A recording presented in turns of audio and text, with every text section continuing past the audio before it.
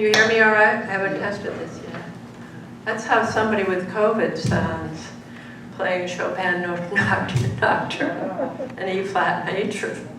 Can you imagine what a miracle? Thank you so much, Lily. She usually is over there, picture her. And we have a special camera on her so people at home can see her magic fingers. Welcome, dear friends and family. I am, as you know, the Reverend Ellen Livingston, Minister Emerita of this Unitarian Universalist congregation, and fortunate enough to have been a longtime friend of our dear Lee Collins. We have gathered here in this place of memory and hope to acknowledge his passing. He was born on August 14th, 1942, and passed away last December 14th from a brain hemorrhage. His cremains have been interred at Oak Park Columbarium in Claremont. We are here to mark together the end of one exceptional person's life. That we have sorrow and we will mourn still, for mourn we must. Let this also be a time to remember the extraordinary person that Lee Collins was. And let this be a time to look back at the chapters in his life in a few moments. Let this then be not so much an occasion for brooding over his death, but one for honoring this unique person's life and his engaging creative works that he has left us for our ongoing enjoyment and even amazement. At times when we face death and loss, we need one another's company for understanding and support as we have today. Just to be together, to look into each other's faces, even with a mask, we can see the eyes and the body and feel their presence. And we get understanding and support, to speak and touch each other. It takes away some of our loneliness and draws our hearts together in the healing that we offer one another. We are gathered here today in grief and sorrow. However, we've also come together to lift up what is true and meaningful about his days here on this earth. We come to express our profound gratitude for the days we've been able to share with him, to reflect and memorialize his unique time in this world. How true are the words of Khalil Gibran, who wrote in The Prophet, "When you are sorrowful, look again. Your heart, look again in your heart, and you shall see that in truth you are weeping for that which has been your delight." We are here today to give our thanks that Lee Collins was born and lived among us. We come together to support each other at this time of loss, no matter what our personal beliefs and what happens after this next transition for our loved ones. It is our human sharing today that matters so profoundly. We are here to show our respect for a person who has lived a life, which, like all lives, in which he has sometimes faced serious challenges, but was also fruitful and fulfilling. So let us be honest about death. Let us not pretend that it is less than it is. It is separation. It is sorrow. It is grief. But let us neither pretend that death is more than it is. It is not the end of our feelings for him. As long as our memory lasts, how Lee's life was interwoven with our lives will be in our thoughts and memories. It is certainly not an end to love. Humanity's need for love from each of us is boundless, boundless. And it is not an end to joy and laughter. Nothing would less honor such a lively and creative soul as Lee Collins. Therefore, it is in the spirit of our ongoing love and gratitude that we are gathered here together in this place, on this warm, not too crazy hot day in July in Southern California. In this spirit, we will review for you some of the features of Lee's life. After a musical interlude, my colleague and dear friend of Lee's will share the story of his life. And now, I think we're ready for another offering. Is that true? Before the eulogy. Beethoven Sonata. Lily, are you there?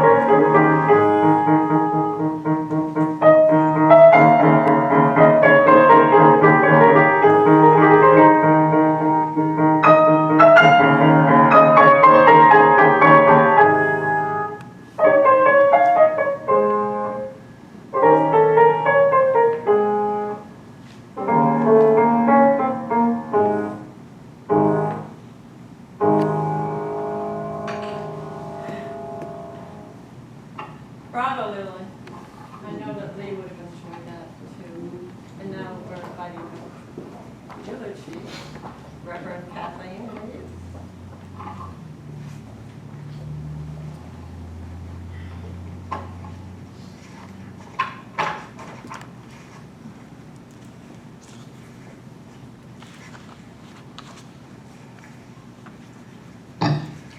Good afternoon. I'm the Reverend Kathleen Reeves, and I was in the Ravens poetry group with Lee. Lee Allan Collins was born on August 14, 1942 to Harriet Johnston and Lynn Collins in Lutherville, Maryland. He was their only child. His family moved west to California when Lee was young. His mother became a librarian at the Altadena Public Library, and his father was an electrical engineer. He went to public schools in Altadena and Pasadena, and college at Pasadena City College and Cal State in Los Angeles. While at Pasadena City College, he was very active in the drama department. And during that time, he told us that he was very proud to have had brief appearances in more than one movie. Maybe ones we have never heard of, like The Incredible Two-Headed Transplant. I'm gonna have to see that one. Yeah. Do we? Later in life, Lee became involved in several local and statewide poetry groups and the Pomona Valley Amateur Astronomers Club. He had a very full life with those groups, establishing friendships along the way. Sometimes it was hard to know Lee because he rarely discussed what was important to him. A bit elusive, but in a way not intentionally. We who knew him could tell he didn't value possessions or worldly matters, but he did value experience and friendships. He loved to entertain us with his many poems on a variety of subjects, some humorous, some informative. He liked knowing that we liked his poems and his amazing knowledge about the many aspects of California, places, and the history and natural environment. We never ceased to be amazed at all the facts and information he could entertain us with at our poetry meetings. Lee liked to travel, and he spoke often of his trip to Kitt Peak National Observatory, Hawaii, and Washington State, and most of all, around our diverse and beautiful state. He worked as a research librarian at Caltech and wrote monthly articles entitled "What's Up" for the Astronomers magazine. Although he loved sharing his knowledge, he seemed to have no need to be the smartest person in the room. In his youth, he spent much time hiking in the Sierras and always took the opportunity to view a clear night sky. It would appear that Lee was not a religious man in the usual sense of the word, but we enjoyed seeing him here at this Unitarian Universalist congregation once in a while. He seemed totally comfortable with our liberal progressive faith. In more recent years, it wasn't possible to bring his significant other, Evelyn Leggett, here in the morning, so he preferred staying at home with her, as was typical of his loyalty to her. There was a depth to Lee's character which showed in his basic kindness, gentle ways, and selflessness to all. For entertainment, he loved movies and books. As a matter of fact, his friends have noticed, he found amusement by just about everything and anything that came his way, even things he encountered in everyday life. He was especially hospitable to wild animals in the neighborhood. One example I remember his telling us about a family of raccoons that made its way into his house, almost as if they were invited guests. We know that Lee cared very deeply for Evelyn, who is now almost 100 years old and staying at Claremont Manor. She's unable to be here this morning. They spent many happy years together, sharing their common interest in travel, movies, reading, and writing poetry. It was a beautiful thing to see how they enjoyed and took care of each other. Since Lee didn't talk much about himself, most of his friends knew little about his history. We have had the pleasure on drawing on information about Lee from one important source. He was always included in the family of Barbara Ashworth, the daughter of Evelyn and Barbara's spouse Mark. Lee enjoyed participating in holiday celebrations and special events with that family. He was always there for birthday parties, Stella's writing competitions, and family weddings. When he came to their house, he always enjoyed looking through their books to see whether there was anything he hadn't read yet. I am so impressed and deeply touched by the ongoing, constant care Barbara and Mark gave to our friend Lee, especially in his recent declining years. Their immense loyalty, expertise, and devotion to him is nothing short of heroic. Later at the reception, we can share more with them about their intense friendship and inclusion of Lee and their family. It was Barbara and Mark and the folks at our Ravens Poetry Group that are making this celebration of Lee Collins possible. And what an amazing, fruitful life his was and will continue to be. We will listen to and share his literary offerings and legacy of scientific articles. Lee Collins, we loved you living, and we will continue to love you now. Thank you for being our friend and sharing your time and talents in this world with us. And now I call Kathy forward so we can share in some of